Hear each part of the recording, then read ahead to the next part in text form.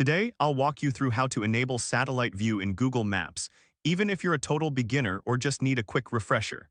By the end of this guide, you'll know exactly how to switch to satellite view so you can explore the world from a whole new perspective. First, let's get started by opening your web browser and navigating to Google. Simply type in www.google.com and hit enter. Don't worry if your dashboard looks slightly different, the steps will still be the same. Next, once you're on the Google homepage, look for the grid icon in the upper right corner. This is the Apps button. Click on it to reveal a menu of Google services. This is similar to opening a toolbox to find the right tool for the job. Now from the Apps menu, locate and click on Maps. This will take you directly to Google Maps where you can start exploring. If you're familiar with Google Maps, you know it's like having a map in your pocket, ready to guide you anywhere. Once you're in Google Maps, look to the bottom left corner of the screen. Here, you'll see an option labeled Satellite. Click on this option to enable satellite view.